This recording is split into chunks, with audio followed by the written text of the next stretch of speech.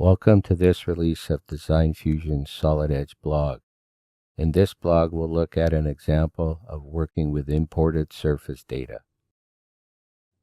Solid Edge provides numerous surfacing tools to help you create complex parts and surface topology with relative ease.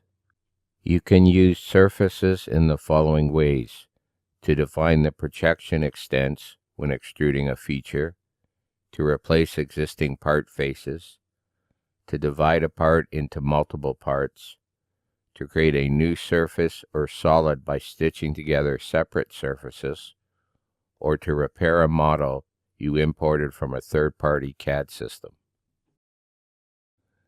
We don't have time to cover all the surfacing tools in this blog. To learn the surfacing tools, you can take the Advanced Modeling course. The following slides and demo will illustrate just one example of using surfacing tools to assist in the creation of a model. In this blog, I will demonstrate how to import a surface, optimize and patch holes in the surface, and use it to replace a face on a base feature. To import a file, simply open it using the Open command. You then select the file type from the file type list in the bottom right corner of the dialog.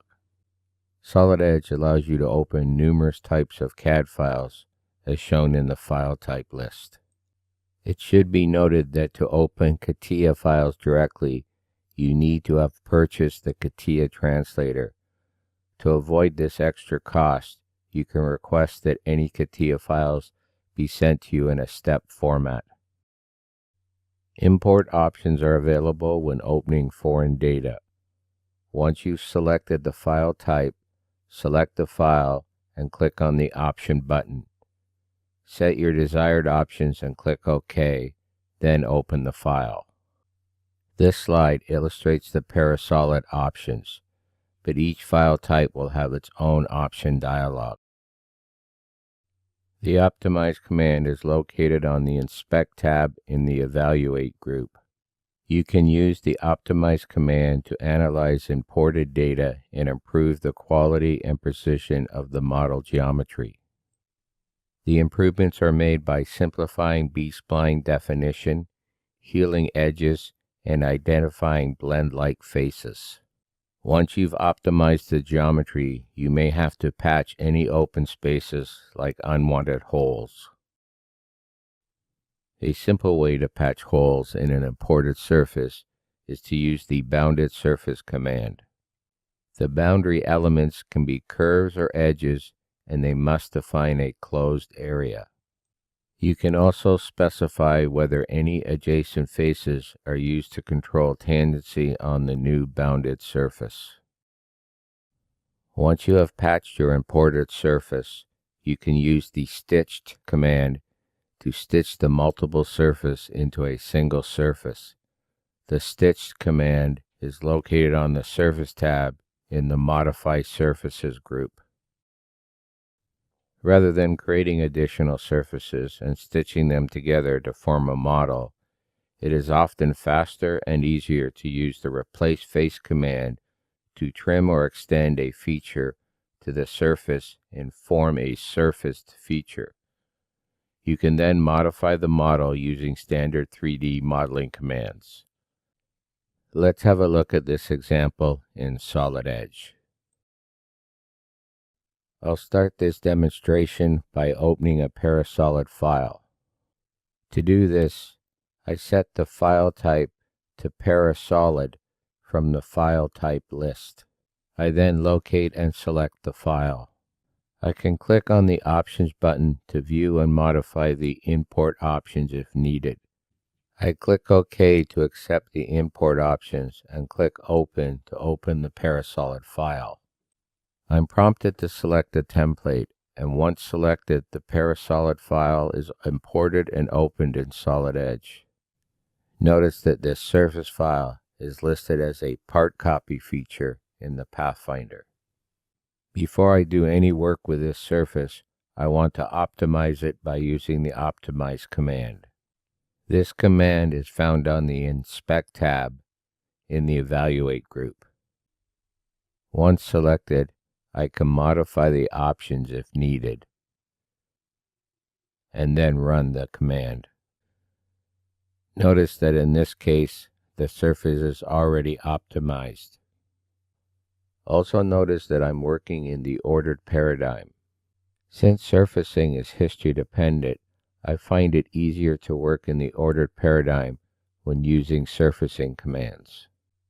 In this example, I don't wish to use the elliptical cutouts. Therefore, I'll use the bounded surface command to patch these openings.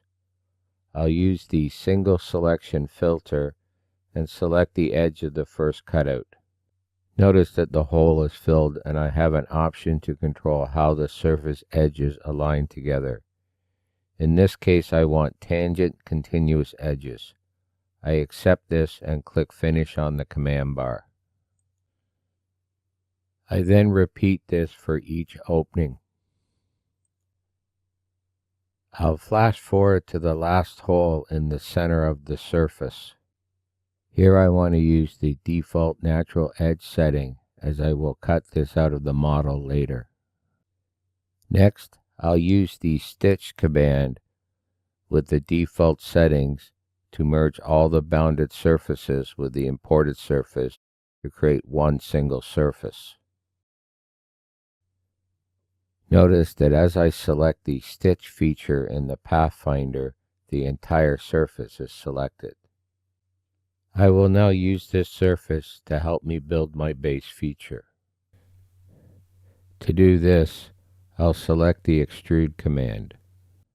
I'll use the coincidence plane option and select the top base reference plane. In the sketch environment, I'll use the Project to Sketch command and select the edges of the surface.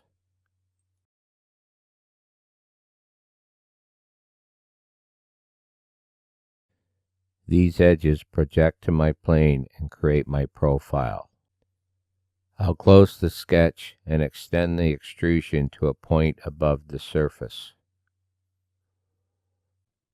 I now have my base feature. Next, I will select the Replace Face command. I'll use this command to replace the top face of the extrusion with the surface. Notice that this failed to trim away the top of the extrusion. Usually this can be resolved by a slight modification to the surface. I'll first hide the design body. I'll then use the Extend command on the Surfacing tab and extend the outer edges of the surface by a small amount.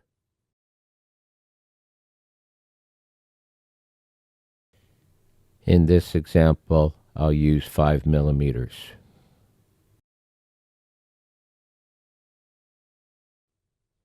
When I show the design body, you can see that the surface clearly extends beyond the edge of the solid. I'll run the Replace Face command again. Notice the results. I can now use any of the 3D modeling commands on this model. For example, I can create a cutout for the center hole. Because I used the natural edge condition with the bounded command, I can use the Project to Sketch command to define the cutout profile.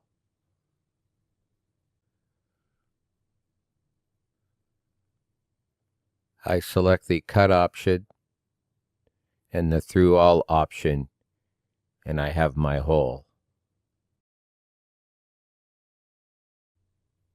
Next, I'll paint the model using the new paint palette in Solid Edge. If you are using an older pre-SE 2025 version, you can use the Part Painter command to paint the model. I could continue to add other features to this model, but notice how easy it was to create this model using the imported surface data. Want to learn more?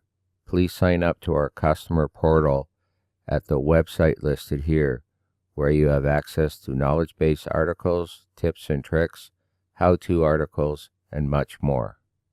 If you need additional support, contact our support team at support@designfusion.com or call us at 1-877-215-1883.